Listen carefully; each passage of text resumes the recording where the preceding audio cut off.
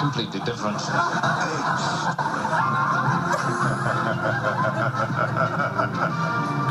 When you got it, you got it. That's right. Well, you know him from the British comedy troupe Monty Python and his many classic movies. John Cleese in Chicago to discuss his autobiography, So Anyway. He's at the Athenaeum Theater tonight and tomorrow.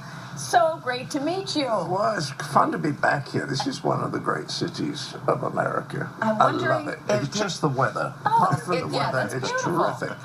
Well, it's got it's got the great newspapers. It's got a river going through it. It's got wonderful steakhouses. What else do you want? Brass bands. Yeah. Brass bands. I've never seen anything like that. I thought one person was going to lead me.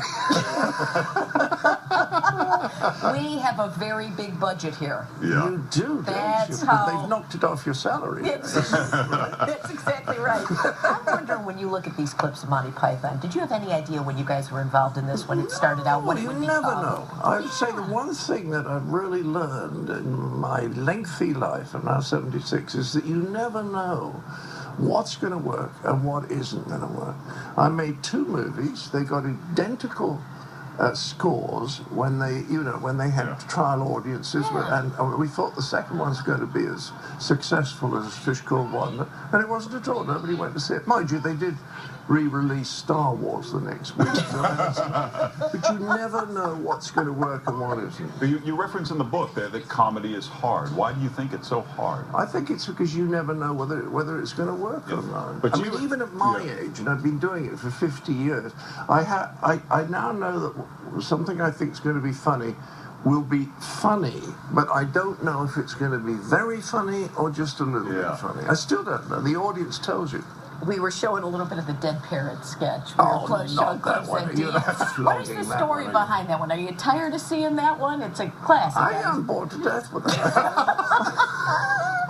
You guys just had a reunion with the Monty Python cast. Well, that's sold-out fun, but shows. that's because when I was doing this with Michael on stage, we weren't using much of the original dialogue. We were ad-libbing, and the others were sitting in the dressing room looking at their watches thinking, why don't they get on with it? You say you brought up a balance of logic and creativity. I think that's how right. does that play out in the dynamic of Monty Python? Well, there was more thought to it than you would. I mean, a lot of people think that we all did it on marijuana. A lot of people have asked me that. The answer is absolutely not. Yeah. Because if you want to understand Python, we were all writers. We were not performers primarily. Yeah. And I know people are surprised. They think that can't be right. But you see, I can prove it because there was a lot of squabbling in the group. There was a lot of, yap, and people getting cross with each other. But it was always about the script. Yeah. Was what is this funny? Is that funny? No, that's not right. We've got to do that with it. And it got very heated. We never argued about the casting. Is there a part of one of those sketches you look back on and say, "Well, that was actually pretty good"? Some of them are like, "What's your favorite?" The fish slapping dance. Because what I love about it is it means nothing. Yeah. I mean, I once did the Dead Parrot sketch on stage, and I got off stage, and there was this earnest young man standing in the wings, and he said, "Mr. Cleese, can I ask you a question?" I said, "Sure." He said, "The parrot sketch you just did, it is about the Vietnam War, isn't it?" Well, go ahead, Larry. There seems to be this theme where you guys poke fun at authority, and when you're approaching Life of Brian and Holy Grail, you got to know you're going to catch some heat for that. I saw some talk show you were on. But that's the nature of comedy, is that it's critical. If you think about it, you can't really make a joke. I mean, you can laugh at yourself, so there's nothing wrong with being critical. You can be critical in a nasty way, which is with nasty racial humor, which is horrible. But you can be critical. I mean, when friends get together, they spend all their time teasing each other, which, if it wasn't good-natured, would be quite hard-edged criticism. Jerry Seinfeld has said that he won't tour college campuses anymore because everything's politically correct gone amok. Do you feel like it? Absolutely. I've been warned off it by a lot of people whose opinions. They say, don't go. Yeah. because they get upset about everything. And you know, I've always had people get upset about the stuff I've done, particularly in Python or Life of Brian or these demonstrations outside the theatre. So you've got to understand that if you want to offend nobody, you can only do incredibly bland stuff, which is of no interest to anyone intelligent.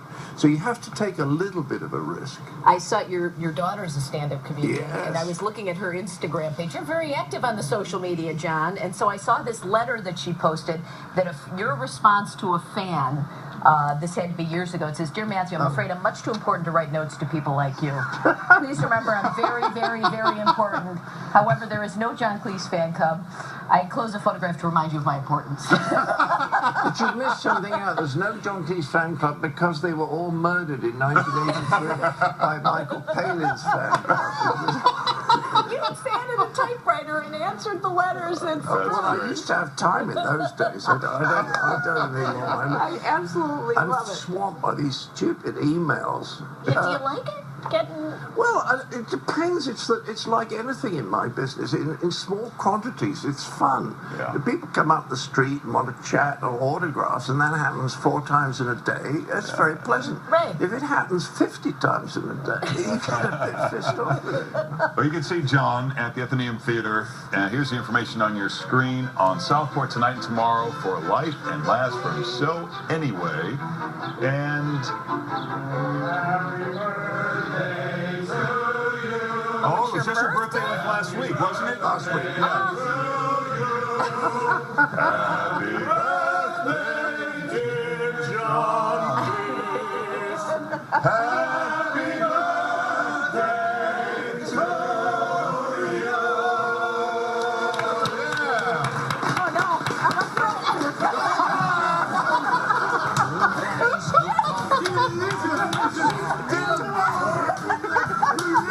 John, please, thank you so much for being here. Thank you, John. Great to meet you. You've been tolerant. Keep sticking around. We'll talk to you a little bit coming up. Well done. Well done.